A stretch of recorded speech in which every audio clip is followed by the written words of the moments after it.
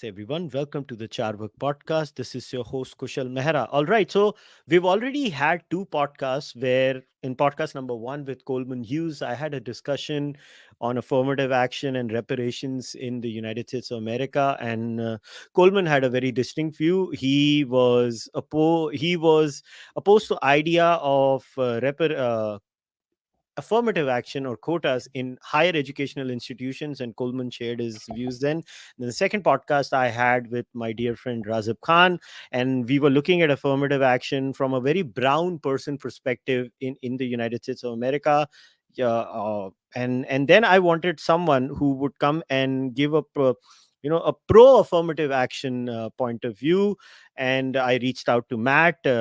Matt is no first timer on this podcast. He's been here multiple times, and to Matt's credit, he immediately said yes. And Matt, welcome. Yeah, thanks. It's great to be back. It's always nice talking to you.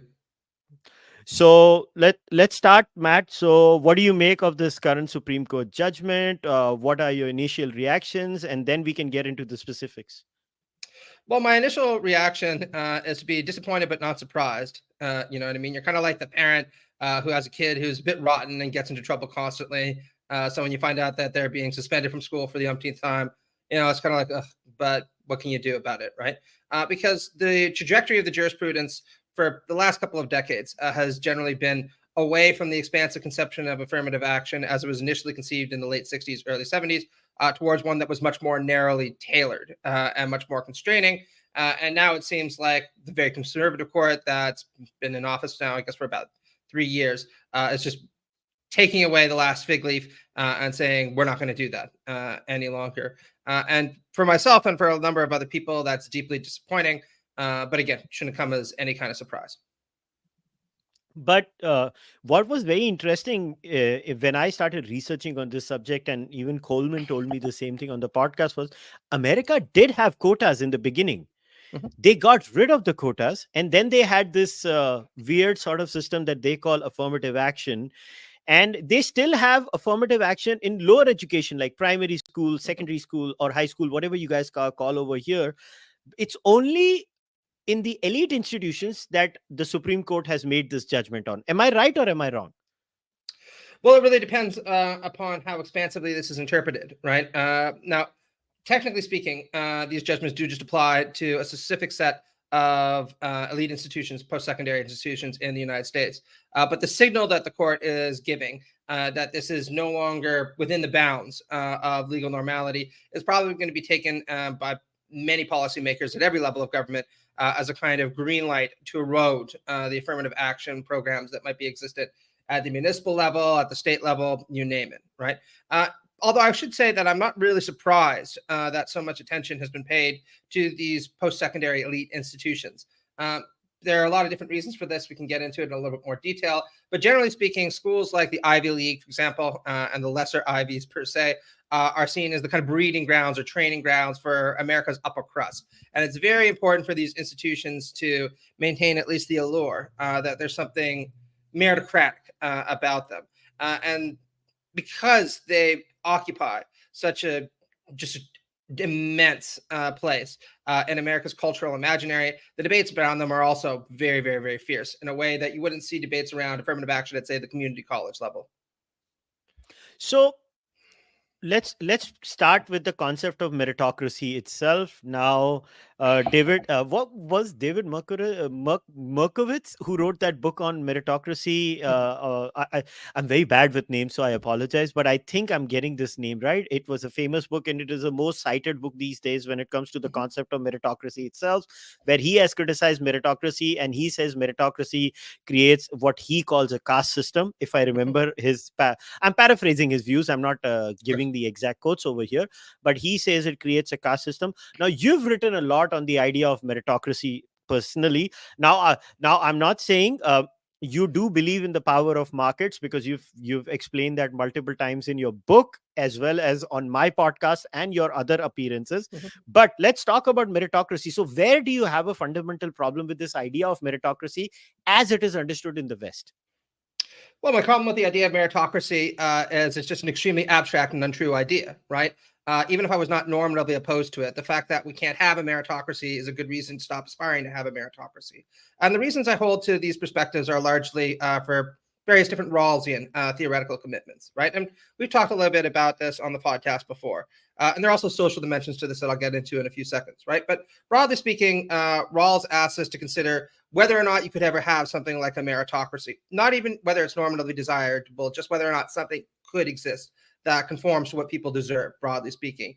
And he says, listen, from a impartial perspective, the distribution of natural talents or disadvantages is purely the result of a genetic lottery. And to the extent that it's not the consequence of genetic lottery, that means certain people are unfairly advantaged or disadvantaged because they grow up in a household where their parents impart to them superior kind of genetic attributes or disadvantages because, that's just the kind of way that society has been set up, right? So we can't really allocate all that much weight to the distribution of natural talents and say that people merit whatever accrues from them. And then he says many people are advantaged or disadvantaged because of formative influences when they're growing up. And we are all very familiar with this, right? So in the United States, some students, for example, receive almost twice as much money poured into their primary education as other students, usually bracketing around racial grounds, right? And that's to say nothing about people who go to private schools, right, who are entirely in a league of their own. And that really makes a difference, right? Whether you are a poor student growing up in a tough elementary school in Detroit, for example, where in some circumstances you might not even have running water, or you're going to a private school where there are 10 students to a class. You get all the kind of technological advantages that you possibly want. And when you're reading Julius Caesar, they take you on a field trip to Italy, right? And this continues down through the post-secondary system, where we have vast amounts of empirical data that suggests that the people who get into those Ivy League schools that so much debate stretches around overwhelmingly come from the upper quartile of American income stratas. In fact, there was a 2013 study that suggested that actually between 75 to 85% of people who go to Ivy League schools or the top 10 schools all come from the top quarter of American income brackets. Only about 5% or even lower come from the lower income brackets, right? That's pretty spectacular. And then Rawls would also say that beyond just the fact that the distribution of natural talents is a result of an arbitrary genetic lottery, people have advantages or disadvantages that are also purely arbitrary during formative periods, whether or not you're able to exercise the natural talents that you develop or are enabled to develop because of social circumstances really depends a great deal on fortune, because you have to live in a society that values the exercise of the natural talents that you have and that you've developed, right? And there's all kinds of examples of this, right? Say I was a really good hockey player. It's important to me as Canadian. I want to be, I'm actually shit, but let's just say I was a really good hockey player. But instead of being born in Canada, I was born in Nigeria, right? Now, it's very unlikely that I'll be able to do anything financially viable with that skill set in Nigeria, the way that I could if I grew up in, say, Sudbury, Canada, right? Because the society that I'm born to does not reward that set of natural talents, right? And so you have to be fortunate enough that you live in a context where whatever it is that you're capable of doing, somebody will be willing to pay you to do that. And Rawls's point is once you take that all together, this idea that some people merit more than others seems an awful lot like the idea that Santa Claus will reward good children, or these old mystical ideas that we can have a metaphysical universe that rewards the good and punishes the bad. All these kind of older speculative ideas, and I really think that there's something to this, right? I think it's a utopian idea to believe that we could ever have something like a meritocracy. I think it's really telling that the most important philosophers of the 20th century, including defenders of capitalism like Nozick, like Hayek said, it's a mirage, never going to happen, time to wean ourselves off of it. Because what this idea of meritocracy really embodies is this mystical yearning for an orderly universe where people get what they deserve. And I hate to break it to you and your listeners, but that's a utopian idea. It's never going to happen. The world is always going to consist of some people not getting what they deserve, and other people getting way more than they deserve. And we just have to learn to live with this and consequently abandon the idea of meritocracy. But to flip this around, now I am very sympathetic to the Rawlsian idea. You know it personally. We've spoken about it multiple times, but I Of have course. to do justice to this. Meritocracy might be a utopia, but then equality of outcomes is also an equal utopia that is imagined by the people on the left, because Mhm. you cannot have equality of outcomes in that sense, don't you think the conservatives have a better argument that they say we have to create situations where we make equality of opportunity, but we cannot ensure equality of outcomes, because if meritocracy is a Mhm. utopia, equality of outcomes is an equal utopian idea. Oh yeah, I would absolutely agree with that. Right. I don't think we should be aspiring for strict equality in every sense. Not only do I think we couldn't, not only do I think we could never actually achieve that. I think the process of trying to do so would be extraordinarily disruptive. Right. So there are good Rawlsian arguments for this. Some of them are really technical, but I'll give you the gist of it. Right. First off, I would argue that if you're really committed to, say, equality of opportunity, you have to take seriously a lot of those disadvantages that people face over the course of their existence. Because otherwise, what you're essentially saying is, well, fair, like equality of opportunity just means that everyone can apply for the same job. But in the race or the competition for the job, some people start 300 yards ahead, other people start, 600 yards behind, and we also put weights in their shoes and give them acid, so they have no idea where it is that they're going. Just on this Friday, I'm going to be a little bit funny about this, right? So that's not equality of opportunity, right? And in many cases, all that people on the left are arguing for, and actually I'd be quite critical of some of them for this, is arguing that fair equality of opportunity, we needs that people needs to start at the same starting line with relatively equal advantages. Otherwise, what are we really talking about in this respect, right? But in my own kind of political philosophy, I'm very sympathetic to this Rawlsian idea that inequalities in any given society are inevitable, and also to a certain extent to be celebrated to the extent that people develop their natural talents as part and parcel of their pursuing a good life. However, right, any inequalities that are present in society and any propensity to develop your natural talents have to be demonstrably to the benefit of the least well off. And the least well off need to be prioritized in our social arrangements. And that's where I think our society has been deeply deficient for a very long time, in no small part because of the influence of these meritocratic mythologies that persuade us that the people who are least well off in our society, for some mysterious or religious reason, must deserve it. Otherwise, there's a big problem with our system, and we'd have to reform it in pretty dramatic ways. So this is where I guess we can start introducing the concept of what is popularly known as inherited advantage, right? And Mhm. which is something that is discussed all the time um, in North America. Now it's very interesting that inherited advantage as a rule, as a foundation, was easily accepted in India when we were having our constituent assembly debates, and that's why we had not just affirmative action, we had reservations, aka quotas, and we just enshrined it in our constitution. Now obviously there was a caveat that these quotas are enshrined because of, and we, the Indian, a lot of people think, I hate to use this word wokeism. No, no, no.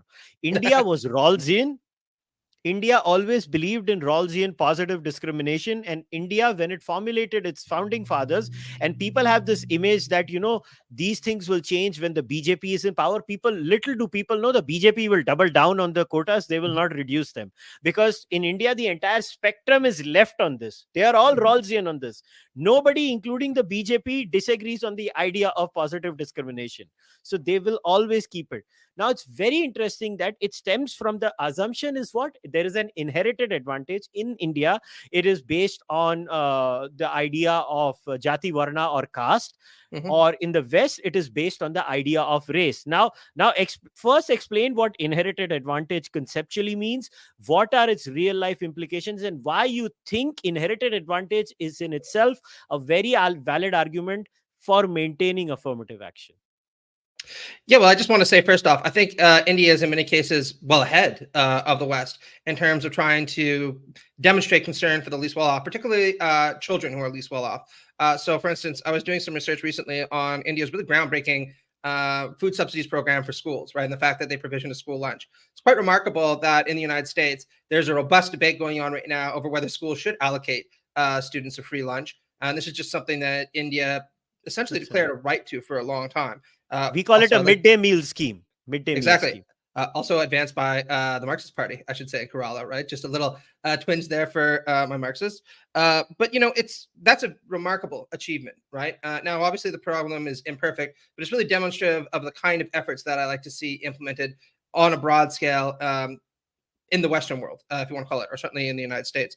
But in terms of inherited advantage, look, I'm less concerned with inherited advantage than I am with inherited disadvantage, right? I'll This just is have to correct you over here. Kerala did not introduce the midday meal scheme. Tamil Nadu Uh, introduced. Tamil Nadu, K. Kamraj, the Chief Minister of Tamil Nadu, introduced. I just wanted to correct it I for the record. apologize. I was drawing on Martha Nussbaum's work, where she really foregrounds that, but she might have just been emphasizing it because it was so central to impacting female literacy, right? So, nope, Yeah. my bad. Thank you for that. Mm, mm. What was I saying? Yes, long story short, I'm less concerned about inherited advantage than inherited disadvantage, right? Because I think that as a society, we should always be asking, how do we rise people up, not necessarily how do we bring people down, right? Because bringing people down to a baser level really smacks of ressentiment, right? This idea that, Margaret Thatcher used to criticize, that, it's better for us all to be equal, even if we're going to be more equally poor, right? That's not what I want. What I do think that we could be doing is trying to ameliorate the really impactful resonance of disadvantages that people inherit through no fault of their own. And I think that this is especially important when we look at children and the various disadvantages that they might accrue as a result of not being born into affluent families, as a result of being born into certain neighborhoods, or as a result of being born into racialized or gendered communities. And again, there's just a wealth of evidence on these points, some of which I mentioned before, right? But the fact that you'd have almost twice as much money allocated to you as a student in a primary school in an affluent county is just deeply wrong from my standpoint. And the solution to that isn't to say, well, let's make the quality schools in affluent counties worse. It's to say, okay, well, let's allocate more money to the schools that right now are disadvantaged so that every kind of student can get a premier education, which will also have the impact of living up to this model, a fair quality of opportunity that I think is so important. Now, the argument on inherited advantage, then somebody would flip around and say, then why just in the university system? For example, Mhm. what if you have an inherited advantage in the arena of sports? Some people Yeah. do have inherited advantage in the arena of sports. For example, let's say if you are short in stature or of a certain lean build, you could probably play table tennis, or as it's called, ping pong in Mhm. America. Do you know there is a certain physique required for ping pong or for Oh yeah. badminton or for basketball for that matter? You have to be tall for basketball. So isn't that also an inherited advantage? I think so, absolutely. And I think that there are ways that we can address this problem, which I agree is a central problem. So one of the things that Rawls would talk about is that we need to approach this in two different ways, right? One is the first one, and the most important one is to recognize that any effort that we undertake to try to ameliorate the condition of the least well off cannot violate people's rights to individual liberty. And this is very important, right? Because I'll sometimes see people say, well, if you're really committed to benefiting the least well off and eliminating all morally arbitrary disadvantages, why not take somebody who's a gifted athlete, for example, and make them obese, right? Wouldn't that equalize things? And my response to that is always no. That would be a violation of their fundamental liberty. That would be deeply distasteful for me. And also, not allowing people to develop their talents would be a serious blow to trying to achieve the context where people can pursue their vision of the good life. But what I would say in these circumstances then is, look, if somebody is not particularly gifted at sports, and it becomes apparent that no amount of resources allocated to them will make them gifted at sports, then there are ways that we can compensate them for any disadvantage that might accrue to them as a result of that. And that's what any good educational program should do, right? If you're a school district and you're just allocating all your money to your athletics program, and so anybody who's not gifted at athletics isn't able to benefit from that, that's a serious problem. And I think any parent would agree with me there, right? So maybe try to allocate some money to your debate team or the history club or Amnesty International, right? I was part of Amnesty International in my high school, so I have a fondness for that. So that people who have aptitudes in that arena will also be able to pursue those interests and develop those natural capacities. Now, I don't think that there's any theoretical approach to this that's kind of one size fit all. I think it's really going to depend on the context. It's going to depend on the students. It's going to depend on the culture as well. And what might be appropriate in India probably wouldn't be appropriate in Canada. But I don't think that the theory is unworkable just because it has to be fine grained when applied in these specific instances.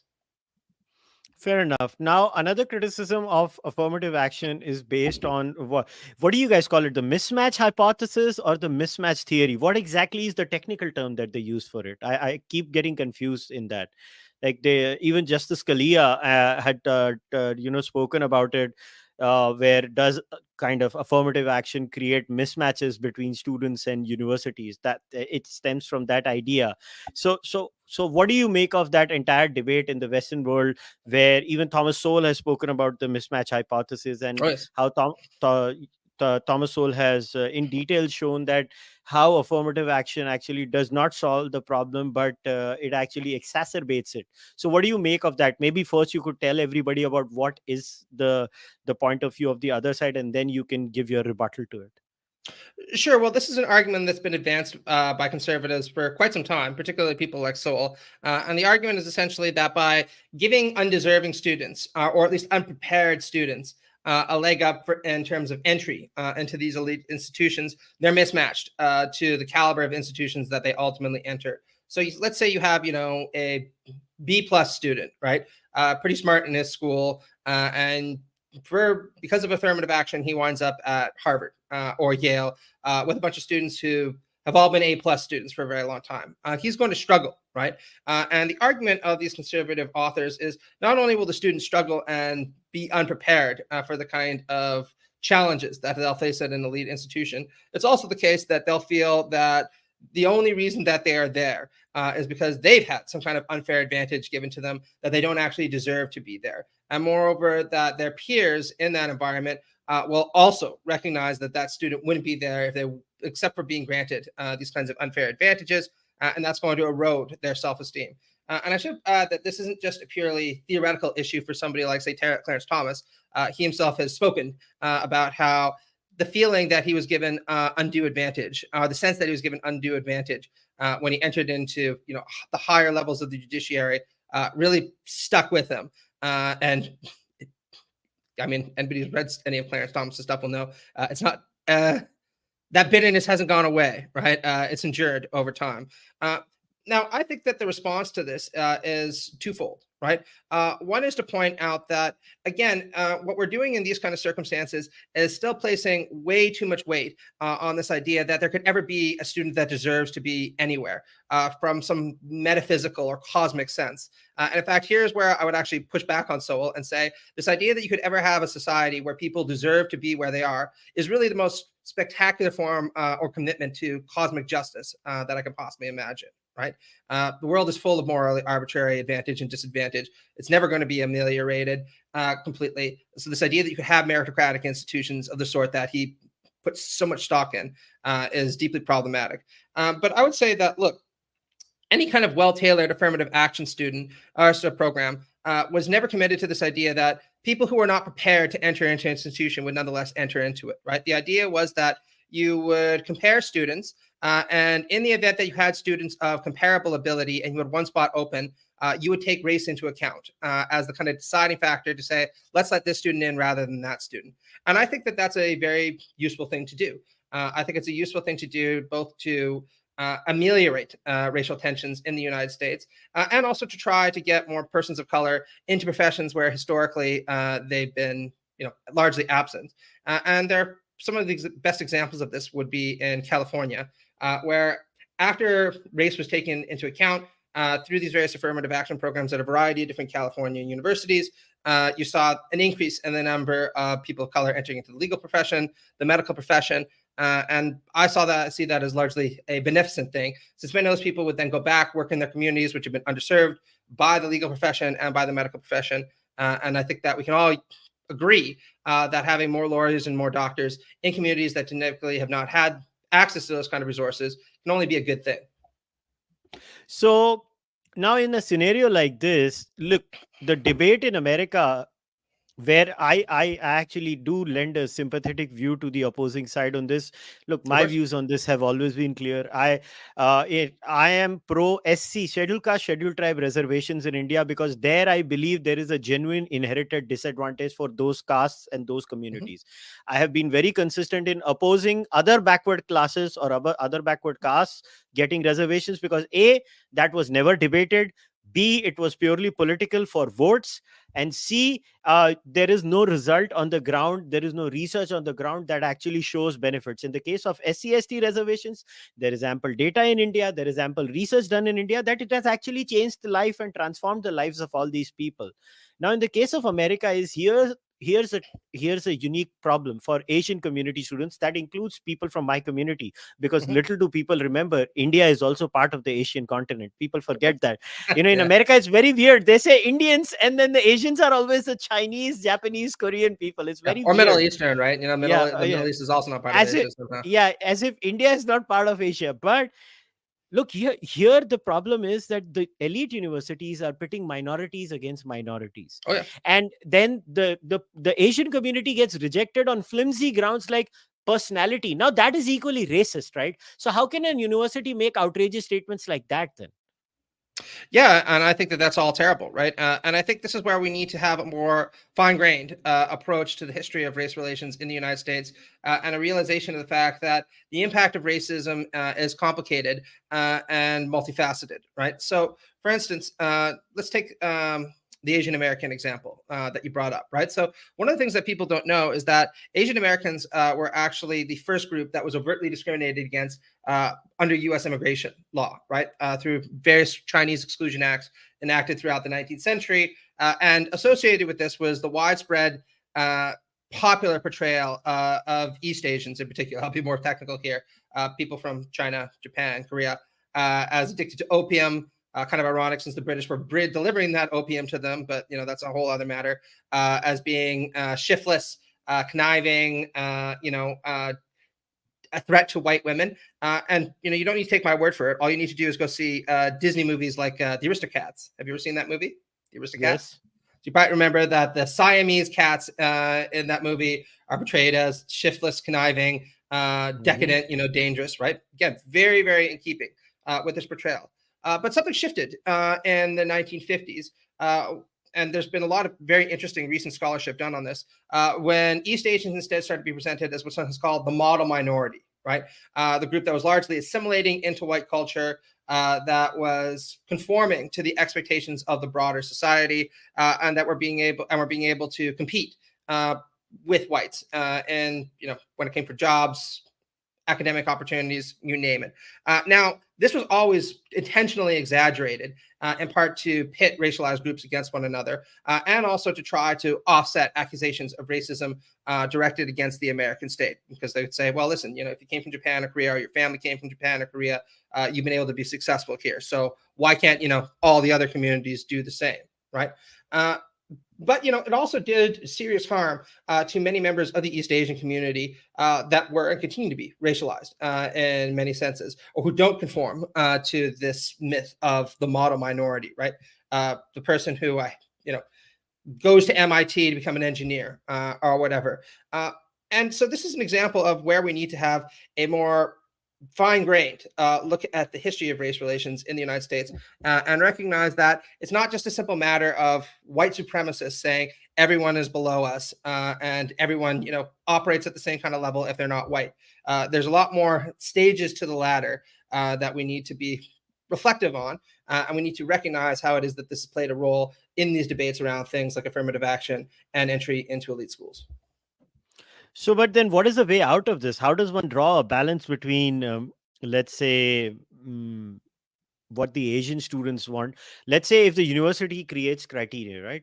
The university has criteria. You need this score in math, this score in science, this score. This should be a SAT score.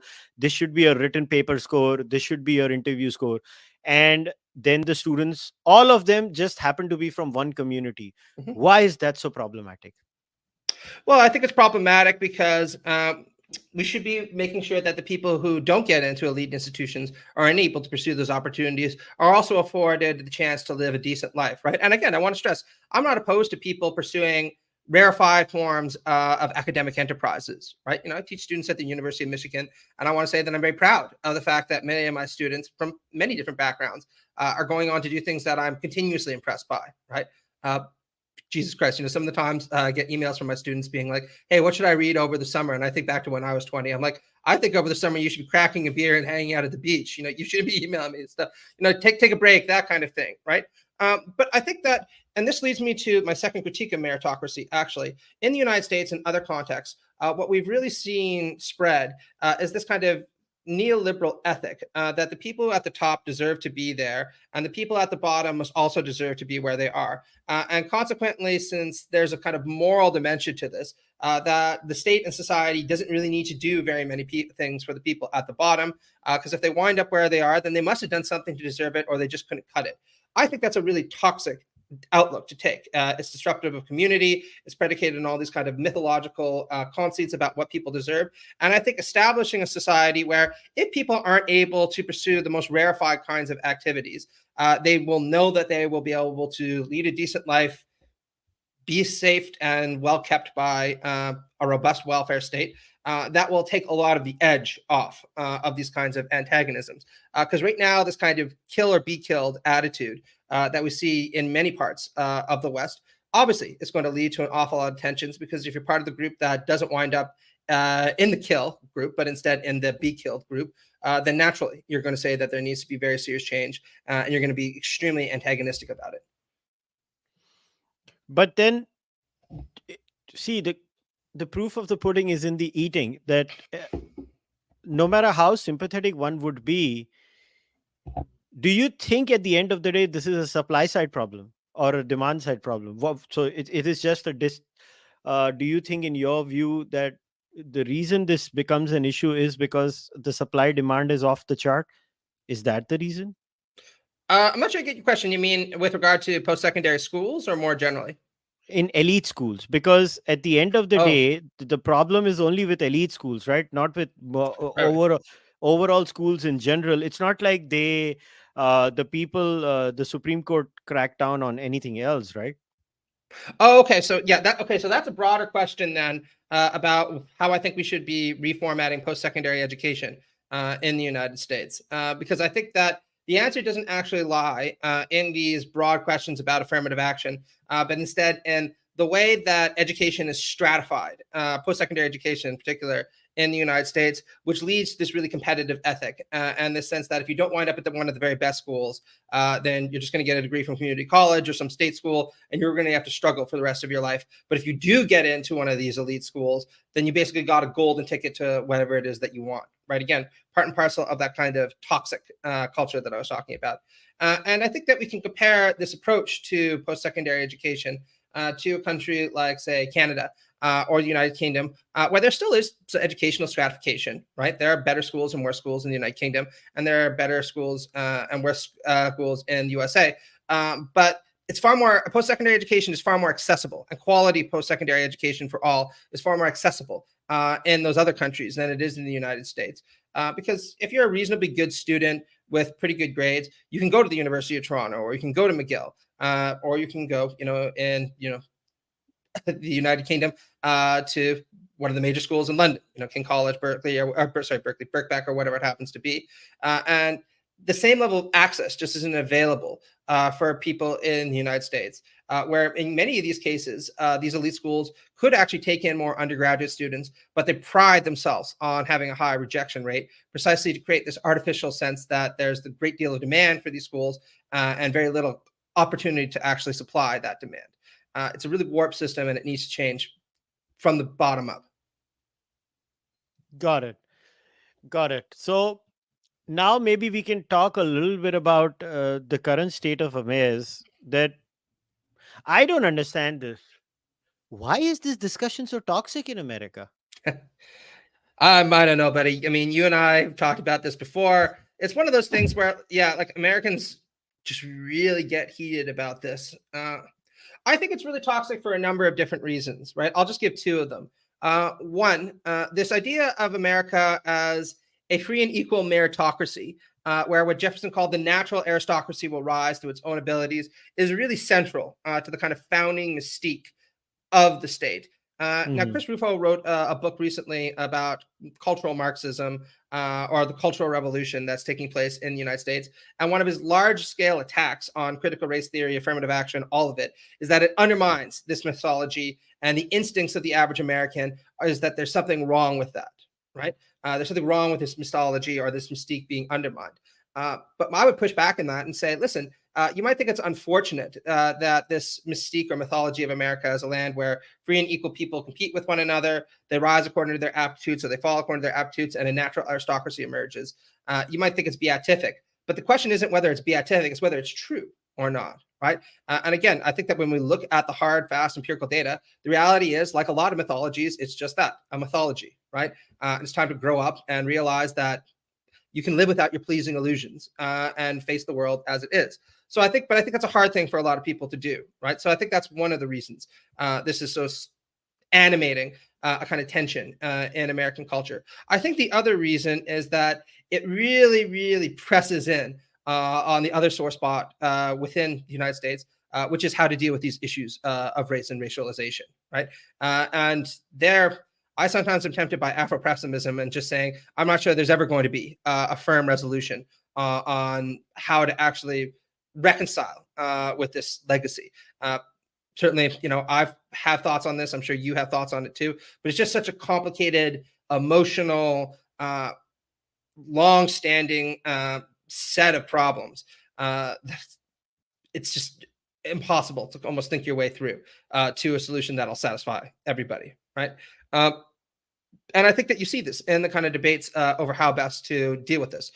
So, for instance, let's contrast two people, Antonin Scalia and Kimberly Crenshaw, right? Antonin Scalia famously put forward this idea that, listen, when it comes to access to elite schools, the best way to actually eliminate racism is just not to take race into account, right? As the Supreme Court once put it in a famous case, the way to stop discriminating on the basis of race is to stop discriminating on the basis of race. And that includes when it comes to affirmative action, right? And so you have this colorblind approach that you take. Everyone just competes and race isn't even taken into account. And that's one way of dealing with the legacy of racism, right? But then people like Crenshaw will come up and say, well, listen, if it's the case that millions of people start off, this is her metaphor, right? Again, well behind the starting line, as we know many people of color in the United States do, because of those long histories of racialization, then colorblindness is just going to replicate the same systems of inequality as before, except now it's going to be obscured, so we can hypocritically say we no longer discriminate on the basis of race, even if we effectively do just continue to discriminate on the basis of race, since, of course, if white students have way more money and resources allocated to them, they're going to win the race every single time, right? So her argument is that we need to commit ourselves to fair equality of opportunity by bringing everyone to the same starting line. And that's another conception of how to deal with this problem. But then, the Scalias of the world will fire back and say, well, but then, yeah, you're allocating all kinds of state resources, taxes, et cetera, to give these students a leg up that maybe poor whites won't be able to get. So now you're just discriminating on the basis of race again. And it all gets so very complicated that, again, I sometimes am just tempted to say that what we need to do is think about these in more utilitarian terms and try to take the affective basis and the historical basis out of it. That's impossible, but sometimes I have to admit that I'm tempted to do so. What do you tell those people who give this specific argument? They would say, well, why do you need to have race-based policies? Why can't you just have policies based on economic status? So it doesn't matter if it's a poor white person, if a poor Chinese person, a poor African-American person, everybody just gets those benefits and they move forward. What is so unique about the African-American or the Native American experience that they need to be considered over and above, let's say, any other person? Well, that's actually an interesting question, and that relates back to my utilitarian argument, right? So Samuel Moyn posted an article not too long ago, which talked about how it is that one of the problems with affirmative action programs is that even if they were beneficent in the sense of establishing higher numbers of people of color in post-secondary education, what became pretty clear early on is that the kind of students of color that benefited from this usually came from upper middle class families. Right, big surprise. So that even if, say, Harvard or Yale had more rainbow-colored cohort of students, they all came from more or less the same class background, right? Got They're it. pretty well off. And so our point of the article is actually maybe if instead of foregrounding race, we foregrounded class, we'd actually wind up with more students of color at Harvard also, since class tends to map race in the United States. But it would also ensure that poor whites who are historically disadvantaged would be able to maybe enter into some of these elite institutions in a way they haven't before. Now, again, I'm not sure that's the solution, because this was just a kind of template article saying maybe we should look at this, and we don't have any firm data on what such a program would look like. But since I'm sympathetic to the argument that we need to be sensitive to the disadvantages that accrue because of class-based discrimination, as well as the arguments that we should be attentive to disadvantages that accrue from race-based discrimination, it's certainly worth taking a look at whether this could allow us to resolve both of those disadvantages by foregrounding class more centrally. Got it. Now there is another argument that is given in this subject when it comes to this entire debate in the United States of America in general, is on how do we allocate the efficiency problem. I like to call it the efficiency of the policy itself, because the more society becomes benevolent and open-minded, what's going to happen now? You're going to end up marrying, let's say, an African American. An African American might marry someone who's Chinese or Indian, and you might marry an Indian, vice versa. It's going to be a mixed race society. Then these policies become harder and harder to apply, because let's say if we are looking at Kimberly Crenshaw's intersectionality as a working framework, how do we work out? Is a mixed race child less oppressed than a child from black parents? Then how do we solve the problem of Nigerian Americans that are one of the richest minorities and the most successful minorities in America? What if you are just you're not African American, you're just you are African who is American? There is African American, and then there is African who is American. That's what I'm trying to say. How does the law distinguish between these people, is what I'm trying to say. Yeah, it's a fantastic question, right? And I don't think, again, there's a simple answer to it. But this is where I think we can actually be critical of some of the more vulgar exponents of identity politics, precisely because they only look at identity rather than the circumstances surrounding it, right? I think what we really need to be attentive to are the material conditions under which people are brought up, and the extent to which they either provide them with advantages or disadvantages. Now, it's very hard for the law to take into account those various material conditions and the forms of power that instantiate them. But it's certainly not impossible, right? And Crenshaw, at her best, to be clear, if you actually read her article, is very good at analyzing the different ways that people can be advantaged by operating within, this different group that has these kinds of class advantages, but these kinds of racialized disadvantages, et cetera, et cetera, et cetera. But it's early days yet in terms of the social science on this, but we're getting better at it all the time. And I think that as we gather more empirical data about the different ways people are materially advantaged or disadvantaged, and the way that maps on to various different identity groupings, intersecting identity groupings, will become more and more effective at hopefully fine-tuning policies that can address these various forms of discrimination or disadvantage. Yeah. Now I want to talk about, maybe we can wrap up if we spend a 10-minute segment on reparations. What is your view on reparations now? I have to say, I don't actually have an advanced view on this, right? I tend to be sympathetic to the libertarian philosopher Robert Nozick, who some of your listeners might be aware of. Have you read Anarchy, State, and Utopia? Yes, I have. Okay, fantastic book, right? And one of the interesting things that Nozick makes is actually that there's a very good libertarian argument for reparations in the United States. So in a famous footnote that goes on for actually several pages, I'm never sure why this wasn't just incorporated in the book itself, because it's a very long footnote. He says, look, libertarian justice holds that to be deprived of one's property or freedom without compensation is a very great wrong, right? It's an injustice. And even if it happened a long time ago, people are still entitled to reparations for this injustice. And he goes on to argue then that any consistent libertarianism has to take this problem very seriously. And he says, it might be too much to ask for socialism for our sins. So that's off the table. But maybe a couple hundred years of reparations paid to this group to ameliorate the disadvantage they and their ancestors accrued, that would be sufficient, right? Now, he doesn't give a firm deadline, but I think that something like that is probably the case in these circumstances. And I would argue that we know that we've done enough when there's a rough parity in terms of the amount of property that would be owned by people within different historically racialized groups. And that's very much not the case right now, because we can take a look at social scientific data that shows there's vast disparities in the property that's owned by, say, the white community versus, say, the African American community. So, there's a very famous libertarian philosopher who's certainly not sympathetic to socialism at all, making, I think, a pretty compelling case for reparations on the basis of libertarian property rights and libertarian justice. And I would hope that many people who are supportive of markets and private property would look at that argument and take it more seriously. Because there are a lot of good libertarian philosophers like Matt Zielinski that say that this is a serious problem that we need to, as a community, a libertarian community, address more sympathetically than we have in the past.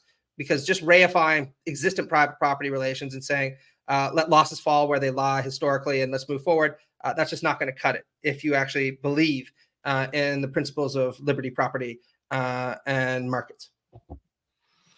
Yeah, but my view on reparations again falls on the same problem. I see a lot of times I have a little bit of experience in policy and working with politicians and implementation of policies. I have, I'm a lucky guy. I always say I by sheer luck of my life, I ended up meeting a member of parliament, and that member of parliament gave me the opportunity to work in rural India, work on government schemes, which is why my perspective changed after that. I saw the power of the state, and that state can sometimes although I'm still a very libertarian person at heart, but I still Yeah. see the good side of the state. I could personally see it, but I know reparations are very hard to execute. Oh yeah. And the problem again will be, how do they go about doing it? Again, for reparations to happen, the first moral issue that people don't realize, and this is going to be such a heated debate, is that you're putting a price on our misery. Yes, we are. Absolutely. And to be clear, I don't know that there's any easy way to deal with this. Because, look, it's very clear that reparations aren't going to completely absolve all the problems that have resulted from hundreds of years of discrimination, any more than paying somebody $25 million because you put them in prison for 30 years and it turned out they're innocent is going to give them those 30 years of their life back, right? It's just an acknowledgement that wrong was done, an attempt to make things right, and also an effort to try to put pressure on states and on communities not to commit the same kind of travesties again, because it's an acknowledgement that there's a price to be paid for that, right? So look, in terms of how it is that we could go about allocating or paying reparations, there I really don't have any sophisticated answer for you. In no small part, again, because like you, I think it's extremely contextual. Let's go to Canada as an example, right? Some example that I'm more familiar with. So the federal government has committed itself to offering the victims of the residential school system billions of dollars as reparations for their pain and suffering, including the families of students who went through to residential schools. Now, I think this is a very good thing, right? Because it's very clear, as anybody who's looked at the history of residential schools in Canada, that many of these students endured extraordinary hardship, to say nothing of their parents, who also had their children ripped away from them, had their culture defamed or whatever. But even within these communities, there's no agreement about how it is that this money should be paid out. And this is why, again, I think there's no simple answer to this. Some of the Indigenous communities say what we should get is a payment to the community as a community, right? Give it to the tribe. And then the tribe will allocate this to public resources, to building schools, to repairing infrastructure, and that will provide long-term benefits to the individuals within our community. Others are very different. They say, no, this happened to parents and individuals, not to the community as some kind of abstraction. So what we want is a check paid out to Mr. So-and-so or Mrs. So-and-so, and they can decide how to spend it. And then that leads to further problems about what happens if they don't spend it on things that seem appropriate or whatever it happens to be.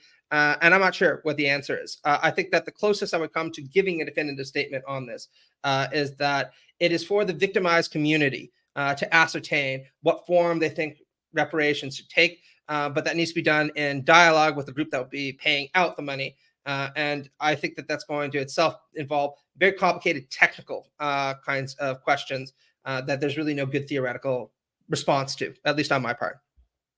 Yeah, and this is where the problem stems from, because people don't understand that these are not minor leakages that happen in every government scheme or policy. These could be major leakages when it comes to reparations, which is why one has to be very careful about when they design a policy about the second and third order effects, that Oh yeah. while the policy might sound noble, which is why I'm very skeptical about reparations as an idea. And I always felt that, in India, the quota system works because, you identify. Now, in the quota, you could actually have, debates. Like Coleman refused to believe when I told him that there is a caste in India that is voluntarily opted out of reservations. He's like, Oh, that really? doesn't happen. I'm like, listen, it has happened. I forgot the name of the cast at that time during the podcast, but then I subsequently, as I told him, I'll email you the name, and I did email him. And there are other circles inside the Dalit community in India where they have these ideas like no more four. So after the third generation, if three generation of Dalits have received reservations, I think voluntarily the fourth generation, if they are well to do, they should not seek reservations and Mhm. stuff like that. So are the other more needy kids, they get the benefits of that system. Now there are a lot of debates, and also this cannot be a system which is ad infinitum. You have to have the Oh yeah. idea that this needs to end at the end of the day. If we are saying that this never ends, that means we're just saying that we have to give up on the idea of being decent human beings, that we cannot win this, which is something I refuse to believe. But with reparations, I see the systemic problems in education to be way more than affirmative action. This is just my view. I could be wrong.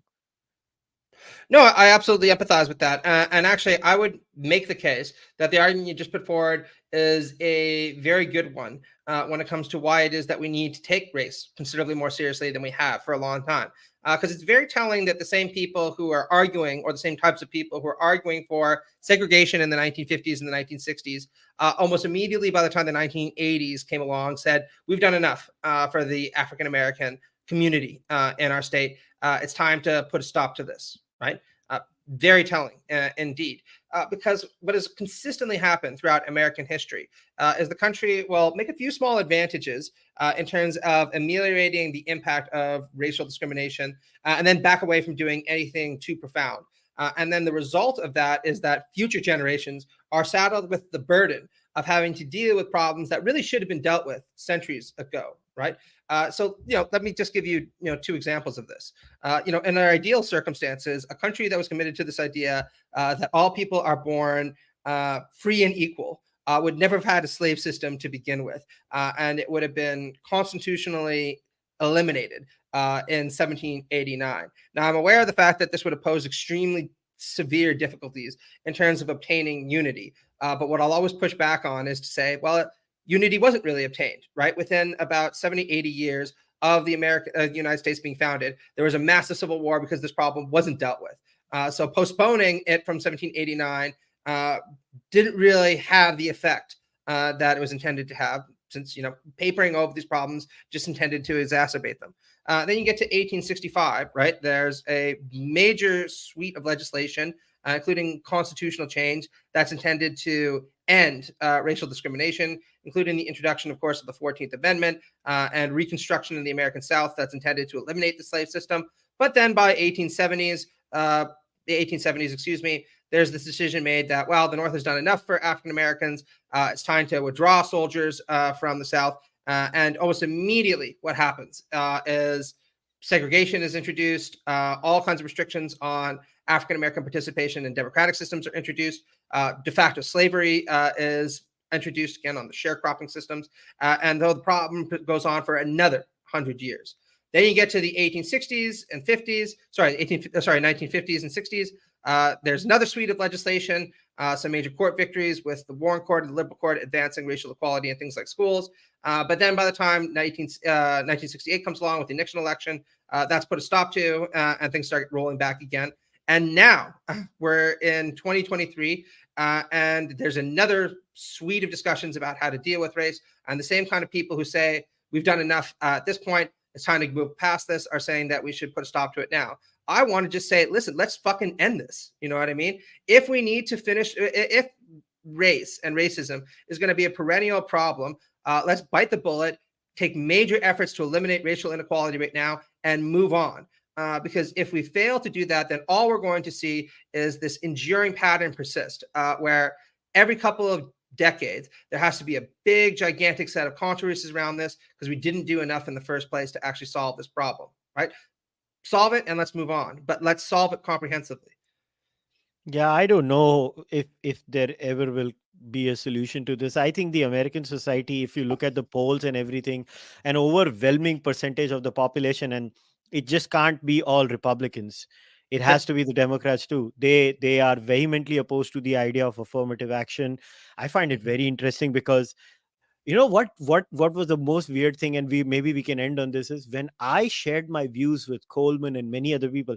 Rasif was not surprised. He understands Indian politics. He's Bangladeshi, but he gets Indian politics. So he's Yeah. like, yeah, Indians are okay with the idea of quotas. They just see it around them.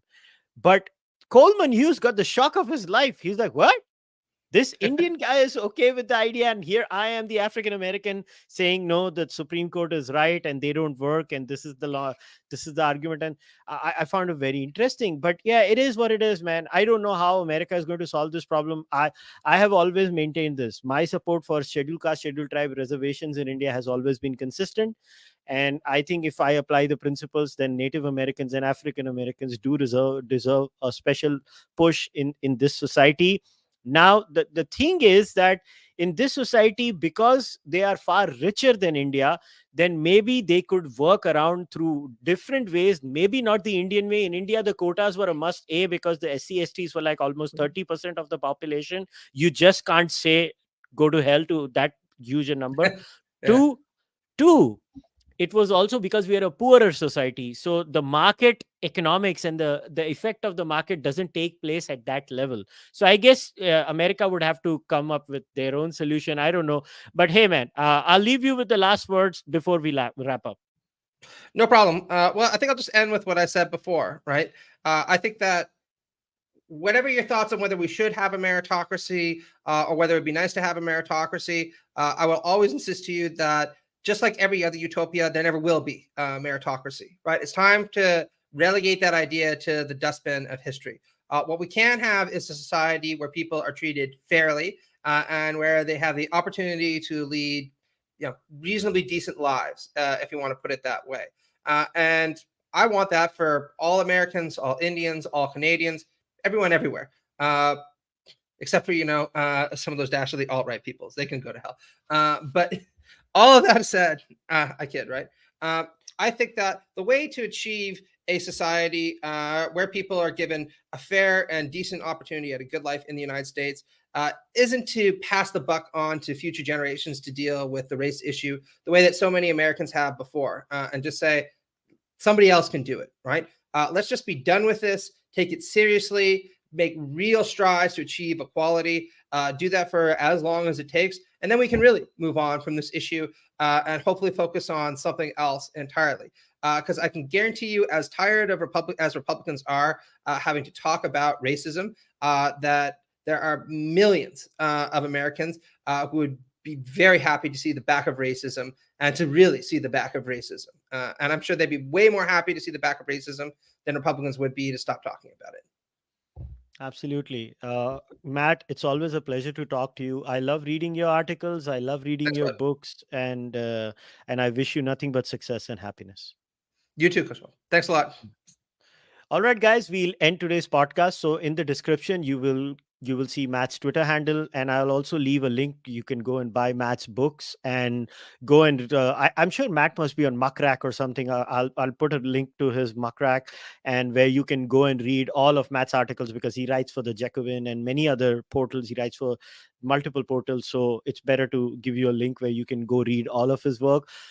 You don't need to agree with Matt on everything, but I can assure you one thing: he'll push you in scholarly ways, which is why I love reading him. I always read him. I don't miss anything he writes. And in fact, people don't realize that for most of the Indians, I think Matt was discovered by this right-wing guy, and he started introducing Matt to Indians. Most of the left-wing Indians did not know about Matt, but the left-wing Indians then follow me, and they're like, okay, who's this guy? We should follow him and use his arguments against the right wingers in India. It's 100% true. Actually, I get a lot of emails from your listeners, from Delhi and Mumbai and Bombay, or sorry, Kashmir, and there's like, hey, I heard you about on the podcast, so that's been really a pleasant experience. Yeah, so it's interesting, and the whole idea is that, listen guys, this podcast was started by me, not because I wanted to be a millionaire or a multimillionaire. I wanted to genuinely have exchange of ideas, and Matt is one of those people who I discovered through the process. So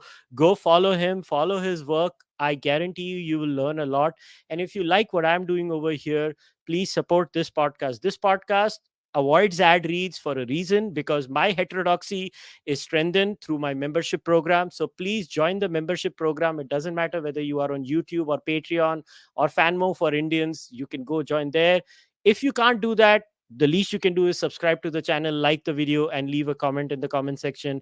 Audio listeners, do your thing by leaving a rating. I'll see you guys next time. Until then, namaste. Take care. Bye. Take care.